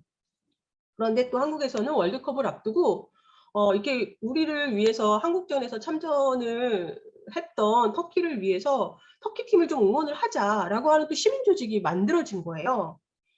그래서 실제로 터키 모든 조별 예선에 이렇게 한국인들이 직접 터키 국기를 가지고 조직적으로 응원을 하기 시작했어요. 그래서 터키 현지에서도 사실은 이 한국전에 참전했던 사실들 뭐 이런 것들을 본인들도 잊고 있었는데 6.25 참전에 대해서 고마움을 잊지 않는 그런 한국인들을 보고 감동을 하게 된 거죠. 여기 보시면 한국 국기, 태극기하고 터키 국기가 있잖아요. 이 터키 국기보다 이렇게 자기네 국기보다 남의 나라 국기를 이렇게 더 큰 국기를 제작해서 내건 사례는 이게 최초래요. 이런 경우가 없었대요. 예. 그런데 이거에 더해서 우리가 3, 4위전에 만나서 한국이 지거든요. 3, 4위전에서 한국이 지는데 이 한국 국민은 끝까지 이 3, 4위전에서도 터키를 응원을 했어요. 터키를 응원을 하고 한국이 졌는데 한국 국민이 얼마나 이 응원을 열심히 하고 경기 후에 이렇게 양팀 선수들이 서로를 격려하는 모습이 이런 식으로 보여져가지고 피파 역사상 세상에서 가장 아름다웠던 월드컵 경기로 기록이 됐습니다. 이게. 그래서 1999년의 지진 사태처럼 이 2002년 한일 월드컵은 한국에 응원단 붉은 악마하고 함께 그 한국 내 터키 유학생들이 즉자적으로 이렇게 조직을 해서 만들어낸 합작품이었는데 이렇게 월드컵의 인연으로 한터키 간의 그 민간 교류가 굉장히 활발해지고 서로에 대해서 우리가 형제 나라구나 라고 하는 인식. 그러니까 왜냐하면 터키어로 칸 칼데시라고 한국을 부르고 있었어요. 그 칸 칼디시는 혈맹, 그러니까 피로 맺은 형제라는 의미거든요. 그래서 한국에도 야 터키에서 우리를 캄칼데시라고 부르는데 피로 맺은 형제래. 근데 왜 피로 맺었어? 아 알고 보니 한국 전쟁에서 젊은 청년들이 와서 그렇게 많은 희생을 했었다라는 거. 그래서 자유를 지켜주고 이렇게 한국이 발전할 수 있는 계기를 만들어내준 희생이 있었다라는 것에 대해서 우리는 피를 나눈 형제야라는 의식이 전파되고 다시 재인식되기 시작했던 거예요. 그래서 이 인연으로 당시 터키 대표팀 감독을 맡았던 셰놀 gü넷이라고 하는 감독이 그 2007년에 FC 서울의 감독으로 와서 한 2009년까지 역임을 했었어요. 그 당시에도 셰놀 gü넷이 감독이 한번 벌금을 맞은 적이 있어서 수천만 원이 벌금에 나왔는데 그걸 또 그 FC 서울 지지자들과 함께 터키를 지지하는 사람들이 십실반 모아가지고 그 성금을 또 내준 거예요. 아니 그 벌금을 내준 거예요. 그래서 셰놀 gü넷이나 터키 정부 그 터키 쪽에서 굉장히 또 놀랬었던 적이 있었죠. 무서운 사람들입니다. 한국 사람들이 이렇게. 아 그리고 2010년에 한국전쟁 60주년 기념으로 사실 이명박 씨 집권 시기였는데요. 터키 대통령을 국빈 초청을 합니다. 예, 그래서 이게 그 당시에 터키 대통령이 28년 만에 한국을 방한을 한 또 역사적인 기회였었어요. 그래서 그 당시 압둘라 귤과 하이루니사 하는 영부의 그리고 이 참전 용사들이 같이 여기가 바로 유엔 묘지 공원이에요. 그 부산에 유엔 기념공원이 있는 걸 모르는 한국 분들도 많으시더라고요. 근데 유엔 기념공원은 터키에서 오는 고위 인사들이나 터키 시민들이라면 꼭 방문하고 싶어하는 곳이 부산의 유엔 공원이에요. 왜냐하면 유엔 기념공원은 한국 전쟁에 참전한 유엔군의 전몰 장병들이 안장되어 있는 성지예요. 그래서 11개국 참전 용사를 비롯해서 이 참전 용사들 2,300여 기의 유해가 안장이 되어 있어요. 이것도 역시 세계 유일의 유엔 묘지예요. 굉장히 관리가 잘 되어 있어요. 그래서 터키 대통령도 부산 유엔 묘지를 방문해서 참전 용사들과 함께 추모식을 올리고 또 기념 식수 나무도 심었어요. 여기에 제가 있는데요. 요 사람이 접니다. 그때 하이루니사 영부인의 수행 통역으로 함께 참여했었는데요. 이렇게 고위급 통역을 제가 이때 처음 해봤는데 참 어려운 삶을 살더라고요, 이 사람들도. 전혀 부럽지가 않았습니다, 사실. 예. 없고, 뭐, 힘없고, 빼없고, 가진 건 없지만, 아, 내 삶이 훨씬 편하구나. 저는 그런 생각을 한 일주일 동안 했어요. 제가 스스로, 야, 내가 원더랜드에 있었는데, 전혀 원더하지 않다. 네, 그래서 그런 의미에서 굉장히 좋은 경험이었었습니다. 이 사실은 터키 노동 환경이나 노동 운동에 대해서 좀 얘기를 저도 해드리고 싶은데 제가 그쪽 분야에서는 굉장히 일천해서 우선 경제 문제를 살짝 설명을 드리면서 완전히 거의 그냥 뭐 터치만 하고 지나가는 수준이 되지 않을까 싶습니다. 그런 부분은 좀 양해를 부탁드리고요. 우선 한국과 터키를 경제 관계가 어떠냐고 하면 단순히 말해서 우리는 많이 팔아먹고 있고 그래서 무역 흑자가 엄청 나고 있는 나라가 대상국이 터키예요. 그러니까 무역 불균형이 엄청 크죠. 우리가 이 터키가 이렇게 중간 자재들을 가지고 수입을 해서 그걸 제조해서 팔아먹는 그런 수출 주도형의 산업을 유지하고 있기 때문에 우리나라에서 원부재재나 이제 부품을 공급하고 하지만 수입은 그거 공급하는 만큼의 수입은 따르지 않는 거죠. 그래서 보시면 지금 한 2015년부터 2021년까지 교역 현황인데 수출을 지금 6,249, 뭐 100만 불 뗄게요. 6,249를 수출했어요. 그런데 수입이 790이야. 2015년에. 그죠? 그래서 무역 수지가 무려 5,459가 난 거예요. 이게 우리가 흑자를 본 거예요. 이만큼은. 2021년에도 7,025를 팔고 1,235를 수입을 했어요. 그래서 5,792를 또 이득을 본 거예요. 이런 식으로 무역 균형이 굉장히 불균형한 그런 나라고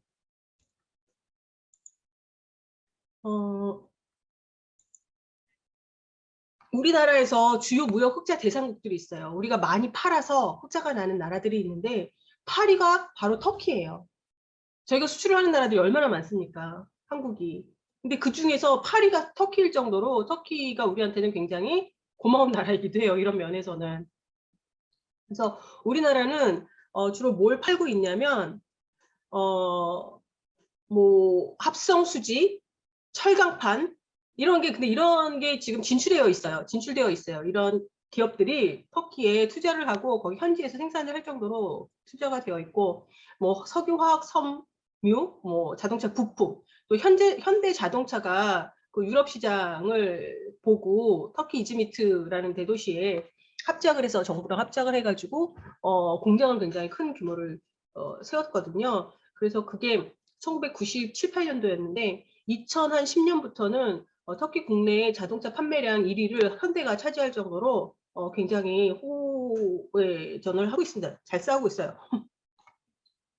그리고 한국이 터키로부터 수입하는 주요 품목은 농약 및 의약품, 뭐 의류.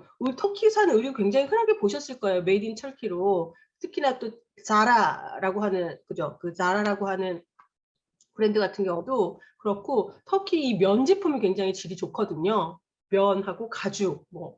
그래서 의류가 많고, 또 우리가 자동차를, 거기 현대가 있기 때문에 자동차와 관련된 부품들을 또 수입을 오히려 역으로 하는 거예요. 거기에서 생산된 걸 우리가 사오는 거예요. 사실은 근데 한국 기업들이에요. 이 현대 자동차의 그 제반, 사이드 저기 있잖아요. 인더스트리들이 들어갔으니까 거기에서 다시 또 역수입을 하는 경우에 자동차 부품, 뭐 석유 제품, 정밀화학 원료 등을 우리가 수입하고 있습니다. 그리고 그 국내에 주요 진출한 기업들 리스트인데요. 뭐 롯데케미칼, CGV 이런 것들은 새로 들어간 것이고, 현대 자동차는 97년에 그 이스탄불 인근의 도시인 이즈미트에 자동차 공장 합작 투자를 했어요. 50대 50으로. 그래서 2012년에는 공장 또 증액 투자까지 하고 2014년에 유럽 시장을 보고 증산도 해냈어요. 네, 그래서 연간 뭐 23만 대를 생산할 정도라고 합니다. 사실 1980년대 아까 말씀드린 투르굿 오잘이라고 하는 경제 개혁을 굉장히 잘 추진을 하다가 갑자기 죽어서 암살이 된다니 하는 얘기가 돌았다라고 하는 대통령이 있었잖아요. 그 사람이 터키의 경제 구조를 좀 자유시장 경제 체제로 전환하기 위해서 다양한 정책을 시행을 했었어요. 특히나 당시에 한국의 경제 발전이 관심이 많았어요. 그 터키에서. 그래서 터키는 경제 발전을 위해서는 한국 경제의 원동력인 이 수출 주도형 산업화를 해야 된다. 이 개발 전략을 우리가 배워야 된다라고 하는 목소리가 국내에서 굉장히 커지기 시작했어요. 경제계에서. 그래서 이것을 한국 모델이라고 부르면서 주목하고 터키 정부나 기업에서 한국 경제 발전 상황을 배우기 위해 한국을 방문하기 시작해요. 근데 한국도 1990년도에 해외로 진출하기 시작하죠. 그래서 한국 내에 있는 1980년대 중반부터 이러한 또 반응에 영향을 받은 한국 기업들이 터키 투자에 관심을 두기 시작했고, 터키에 인구가 많은 점, 그리고 인구가 굉장히 젊은 층 인구가 많은 점, 그리고 인구가 많으니까 내수 시장이 크잖아요. 그리고 또 이 위치, 지정학적 위치나 이 문명의 교차로라고 하는 그 위치에서 유럽과 중동과 중아시아, 아프리카 다 갈 수가 있는 거예요. 그런 관문으로서 터키를 주목하게 되고, 터키 기업에 대한 수출 장려 정책도 생기고, 해외 투자 유치를 위한 또 터키 정부의 유인 정책들이 같이 맞물리면서 한국 기업들이 대거 진출하기 시작합니다.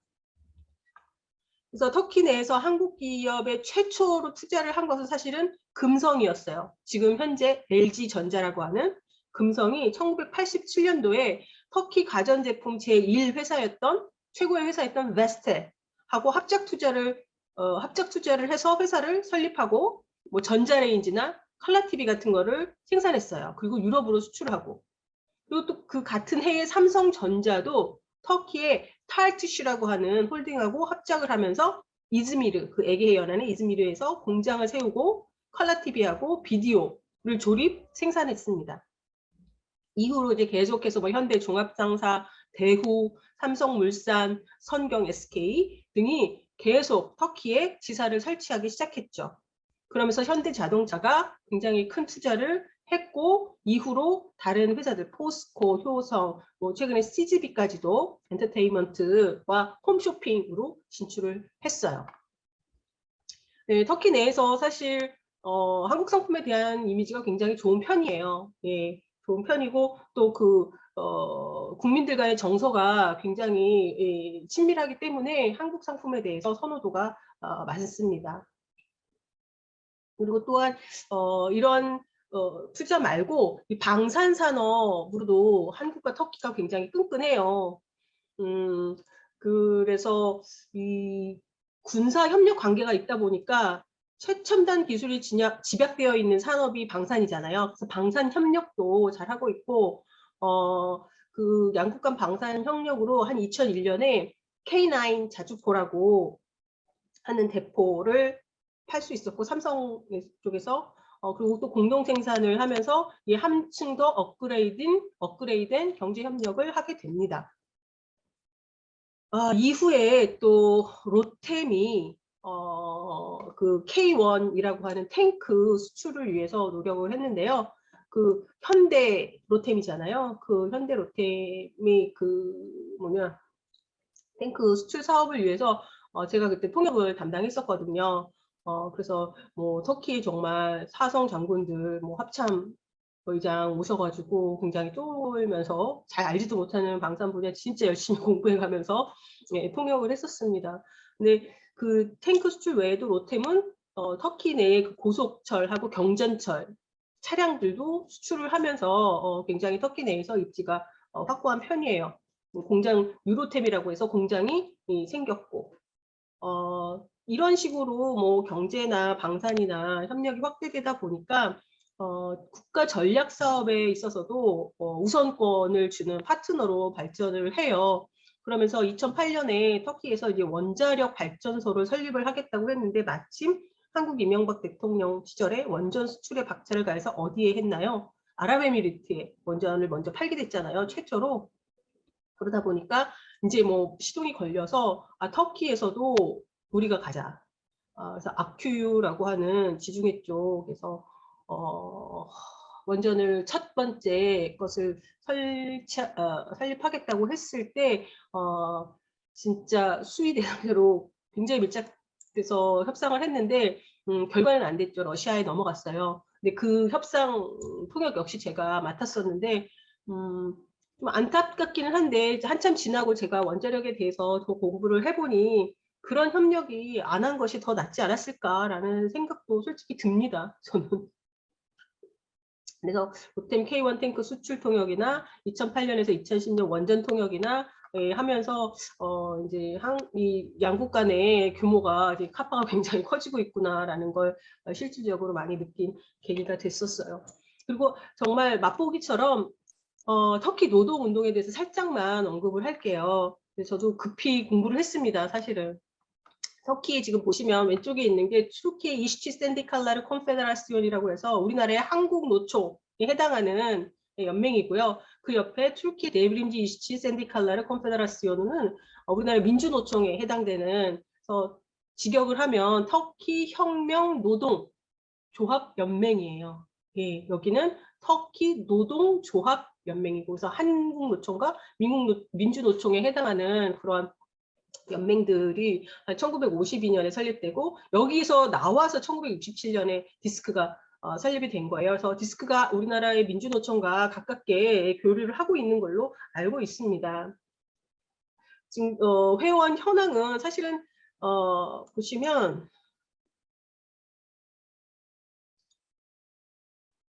잠시만요. 예, 터키 노동사회보장부 자료에 따르면 터키의 노동조합 조직률은 2003년에 57.5%였어요. 그 정도로 높았었는데 2014년에 9.68%로 감소를 하고 근데 또 OECD에 따르면 4.5%로 5%에 불과하다라고 하더라고요. 그래서 OECD 국가 중에서 가장 낮은 수준이다라고 발표를 했었고 근데 2022년도에 터키 노동사회보장부가 또 발표한 자료에 따르면 2022년 1월 기준으로 노조 가입 인원이 218만 9천 명, 거의 220만 명에 가깝고 가입률은 14.32%라고 밝혔어요. 이게 안 열리나? 네. 그래서 지금 겨우 제가 위키피디아에 있는 자료로 가름을 하려고 하는데요. 지금 보시면 터키의 노동조합들은 1938년도에 그 결사법이라고 하는 거에 의해서 사실은 계층, 그죠? 계층에 기반한 결사는 할 수 없다.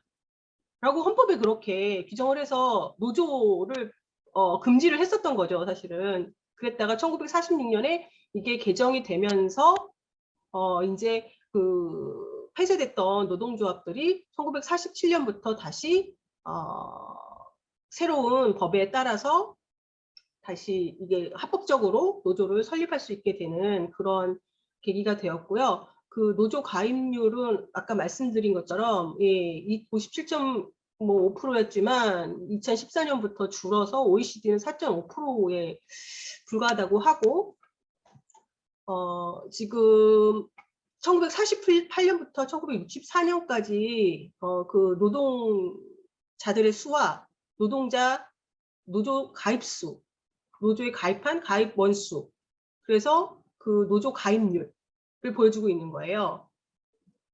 그리고 1984년에서 2001년 사이에 또 그 현황들인 거죠. 2001년 250만 명까지 갔었고, 지금 이거는 말씀드린 터키 한국노총에 해당하는 TISK, 그죠? 티스크라고 할게요. 그 티스크에 가입되어 있는 연맹들이에요. 임업과 관련된, 임업 농업과 관련된 연맹이고, 여기에도 마찬가지고, 그래서 제가 그 보건의료노조는 어디에 있나 봤더니 그 한국노총에 해당하는 이 티스크에 있더라고요. Turkish Sağlık İşçileri Sendikası'라고 해서 1961년에 그 연맹이 설립이 됐고, 지금 현재 연맹위원장이 하산 우즈투르크라고 하는 분이고요.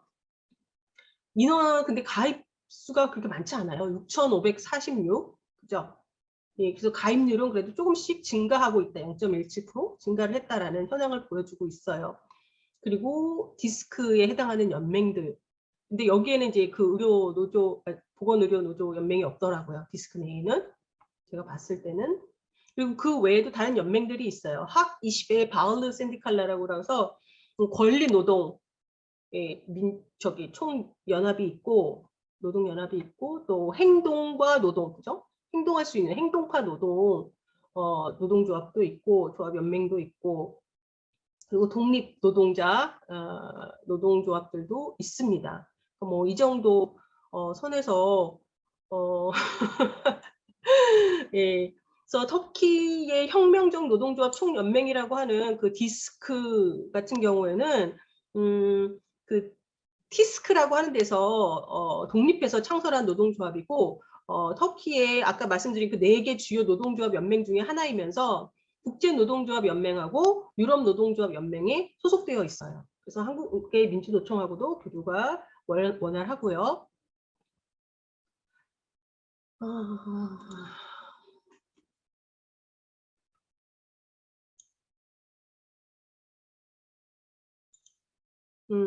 제가 그래서 그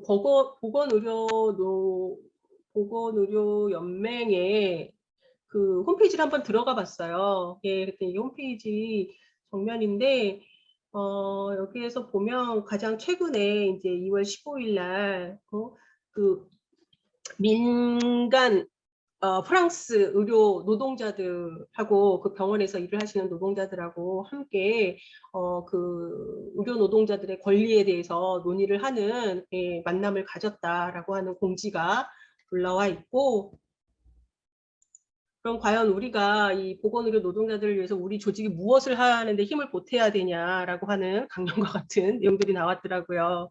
그래서 노동자들에게 힘을 실어주는 조합이 되어야 되고, 인간다운 삶을 영위할 수 있게 도와줘야 되고, 교육의 기회를 평등하게 주어야 되고, 평등한 교육 기회, 그리고 필요한 것들, 그러니까 최저 생활에 필요한 것들을 보장을 해줘야 되고, 그리고 평안한 삶과 독립적인, 그러니까 이게 사법, 입법 뭐 다 걸치고 있어요.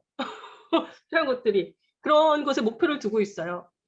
그래서 독립적인 사법부, 그리고 모든 사람들에게 평등한 건강권, 모든 사람들에게 평안, 그리고 모든 사람들에게 일자리, 그리고 정의로운 공정한 세금, 뭐 자유로운 언론, 언론의 자유, 뭐 등등이 있어요. 그리고 지금 공유주택 우리 얘기하고 있잖아요. 그 공유주택 얘기도 하고 있고요. 여기 하야케세 코누시라고 하는 것이 그거고, 음, 그리고 또 공정한, 공평한, 공정한이었구나. 공정한 최저임금, 그죠? 공정한 분배, 그리고 모든 사람에게 사회보장 제도, 뭐 그리고 절대 금지하거나 압력을 넣지 않는 파업의 자유, 예, 이런 것 등등을 내걸고 있습니다. 그래서 자신들이 1961년부터 오늘날까지 항상 보건의료 노동자들을 위해서 곁에서 함께하겠다라고 하는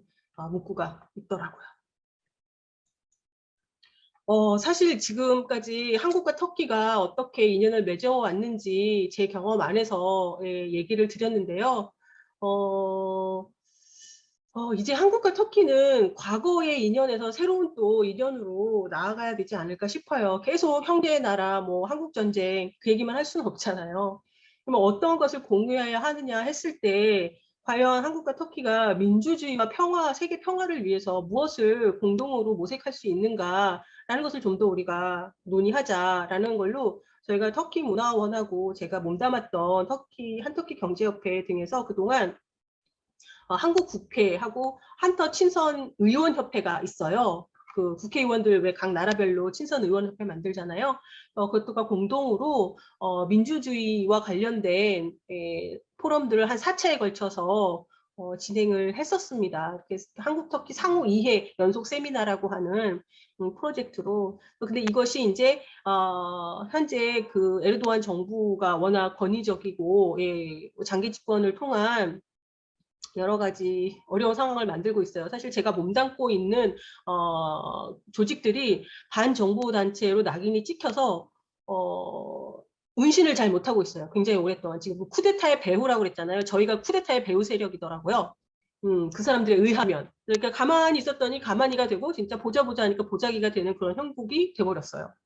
저도 심지어는 2017년에 그 참전 용사들을 초청하는 행사에 국가보훈처에 그 초청한 행사에 수행 통역으로 일주일 가서 일을 했었는데 당시 주한 터키 대사가 그 보훈처 차관님하고 이제 간담회를 갖는 자리에 제가 함께 오셨던 참전용사 가족을 모시고 들어갔는데 통역으로 들어갔는데 저를 보시더니 너 누구니? 그래서 그렇다 그랬더니 너 거기에서 일하니? 그래서 그렇다 그랬더니 너 같은 테러리스트 조직에서 일을 하는 애한테 통역을 맡길 수 없으니 나가라. 그래서 쫓겨났어요.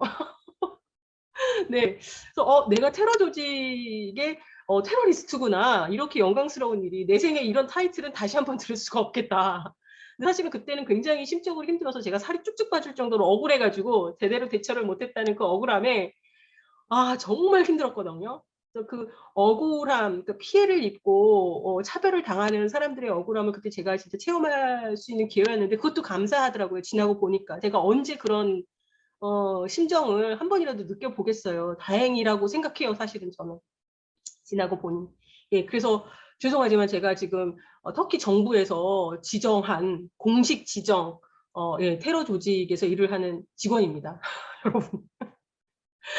예, 그래서 앞으로는 그래서 저는 이렇게 함께 양국의 시민사회가 정부가 아닌 시민사회 차원에서 민주화 과정을 함께 공부하고 민주주의와 평화의 길을 공동 모색하고 지금 여러분 아까 강현배 선생님이 말씀하신 것처럼 터키의 노동자들과 함께 연대하고 예, 그렇게 그런 관계로 나아가는 기회가 이번을 통해서라도 한 번이라도 더 가까이 한 걸음이라도 가까이 가는 그런 기회가 됐으면 좋겠다라고 하는 희망을 합니다. 그래서 앞으로 이렇게 시민이나 시민사회 간 연대 활동을 이렇게 다각적으로 펼치면서 더 노력을 해야 하지 않을까라는 거고요. 마지막으로 제가 부탁을 드리고 싶은 말씀이 있어요, 선생님. 여기에 참여하신 분은 굉장히 적지만 이번에 아시다시피 2월 6일 터키하고 또 시리아 남동부 지진 참사로 뭐 지금 4만 명이 넘는 사상자가 이게 어제 알자지라 신문 보고거든요. 4만 명이 넘는 사상자가 발생을 했어요. 수백만 명의 이미 이재민이 나오고 있고요. 그래서 제가 일하는 문화원으로도 참 고맙게도 한국 분들이 연락하셔서 구호물품을 보내줄 수 있느냐, 성금을 보내고 싶다라고 말씀을 하시는데, 저희는 문화원 차원에서는 모금 활동이나 구호물품 모집을 하지 않아요. 그거는 뭐 대사관에서도 하고 있는데, 문제는 사실은 터키 정부나 터키 재난청이라고는 아팟이 국내 뉴스를 접해서 본 바로는 굉장히 우왕좌왕하고 있고, 예, 제대로 대처를 하고 있지 못해서 국민들이 굉장히 고통을 받고 있다는 사실이에요. 그래서 터키 정부에게 돈을 직접적으로 전달을 하거나 하는 것이 과연 지금 이 시점에서 옳은 방법일까를 되게 고민하게 되는 시점이더라고요. 그래서 터키 정부가 이렇게 중구난방이기 때문에 사실 한인회, 터키 내에 한인회가 있거든요.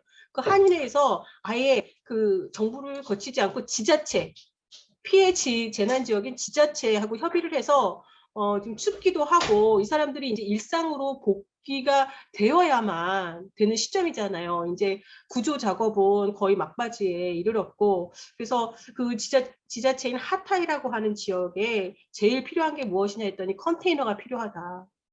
네, 천막보다는 컨테이너가 필요하다고 해서 컨테이너 지원 사업을 지금 프로젝트를 준비를 했거든요. 그래서 앞에서 말씀드린 그 그러니까 터키를 응원하는 사람들, 1999년에 지진 때 터키를 응원하는 사람들이 한터 친선협회로 지금 활동을 하고 계시다고 했잖아요.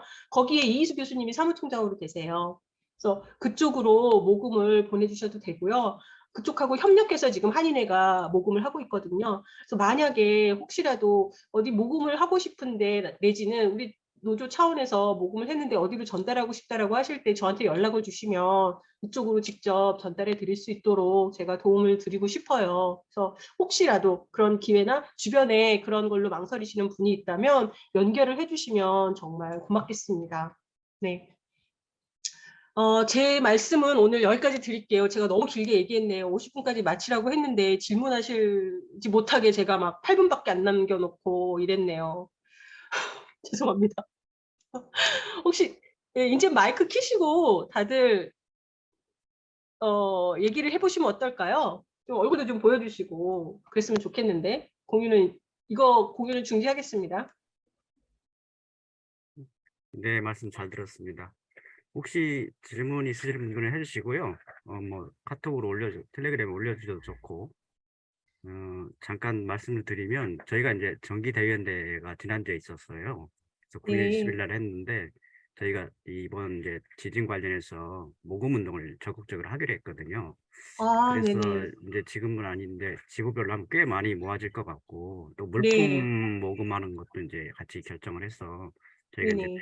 가능하면 빨리 좀 집행을 해야 되지 않냐 이런 생각을 가지고 있는데 네. 저희도 알아보니까 이제 현실적으로는 지금 터키 대사관에 보내는 게 가장 빠른 길인 것 같긴 한데 말씀하셨던 대로 이제 정부에 대한 불신이 굉장히 크고 또 네. 나오는 거 보면 지진세를 그동안 걷어가지고 굉장히 유용했다 네. 이런 막 네네. 비판도 많이 나오고 그렇습니다. 그래서 민주노총도 이제 고심하는 게 아까 말씀하셨던 디스크 같은 경우도 보니까 독자적으로 그 단체를 꾸려가지고 현지에 가서 구활동도 하더라고요. 현지 노동자들이. 네네네. 그래서 이제 우리는 이제 노동자 쪽을 통해서 보냈으면 좋겠다 이렇게 이제 생각을 하고 있는데 알아보니까 그 나라 이제 법 문제가 있어서 만약에 외국에 돈을 받으면 국가에 다 반납을 해야 된대요. 다 내야 음. 되고 신고를 해야 되고 물품도 음. 받으면 바로 음. 전달할 수가 없고 다 네. 국가에 신고를 하고 허락을 얻어야 되는 것을 이렇게 얘기를 하더라고요. 그 제가 말한 재난관리청이라고 하는 아파트를 네네. 통해서 지금 라인을 그걸로 통일을 시키려고 하는 거예요. 글로 예, 다 예. 그러니까 지금 시민단체 그러니까 그 할룩 레벤트라고 하는 가수 겸 구호 사업을 굉장히 크게 하는 사람이 있는데 그 사람이 어마어마하게 돈을 모았어요. 바로. 근데 그 돈을 지금 어떻게든 자기네 쪽으로 또 다 가져오게 하려고 뭐 감사를 하겠다는 등 계속 또 그 사람들을 디그레이딩 하는 작업을 하더라고요. 그래서 말씀하셨던 대로 차라리 지금 저희 생각은 빨리 보내는 게 중요한 거니까 그래서 네. 한인회 쪽을 한번 알아보는 것도 괜찮은 방법인 것 같아요. 저희도 한번 민노총 논의를 좀 해보고요. 저희도 네. 가급적 뭐 모금 천천히 하더라도 일부라도 좀 빨리 보내는 게 좋을 것 같아서요. 그런 고민 네네. 한번 좋은 따로 한번 연락을 생각이십니다. 한번 드리도록 하겠습니다. 혹시 네, 감사합니다. 질문이 있으시면 말씀을 해주실까요?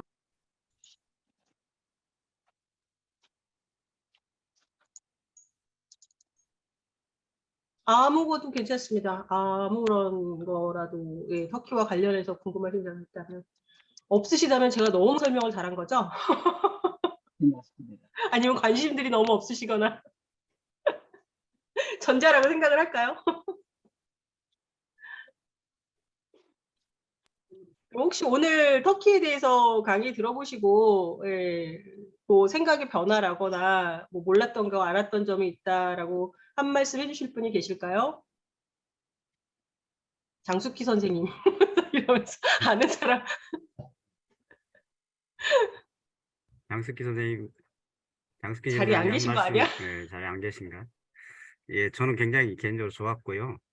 아까 노동조합 쪽도 이제 민주노총은 굉장히 교류를 많이 하는데, 저희는 아직 연락하는 데가 없어요. 근데 아까 잠깐 소개해 주신 거 보니까, 뭐, 요구나 지향 굉장히 비슷한 것 같고, 이후에도 네. 한번 올해는 어렵지만 좀 지나면 좀 교류하면 굉장히 서로 배울 게 많이 있을 것 같아요. 그래서 네. 장기적으로는 좀 교류를 하면 좋겠다 이런 생각도 좀 하게 됐습니다. 사실은 터키도 그 영내에서는 의료 관광 사업이 굉장히 발달한 나라예요. 네, 그 영내에서는 우리나라에서 우리들 병원인가도 많이 들어가 있고요. 네, 우리들 병원. 네, 터키하고 교류 많고 그렇습니다. 그래서 혹시 터키에 관심 있는 분들은 따로 모아서 터키 공부 모임을 하나 만들고 나중에 네. 열심히 배워서 터키까지 방문을 하는 거로 하고 아우 좋죠. 네, 우리 그러시면 훨씬 전재현 좋죠. 선생님께서 도와주시는 거로 이렇게 했으면 좋겠습니다. 네네네. 연락 주시면 예, 뭐 제가 할 수 있는 일이면 저는 뭐든지 해요. 네, 진짜로 제가 할 수 있는 일이고 할 수 없는 일을 할 수는 없고 예, 할 수 있는 일이라면 예, 함께 하겠습니다. 네, 그러면 오늘 이것으로 강좌 마치도록 하겠습니다. 수고하셨습니다. 네. 들어주셔서 진심으로 감사합니다. 네, 수고하셨습니다. 감사합니다. 네, 감사합니다. 나가봐도 될까요?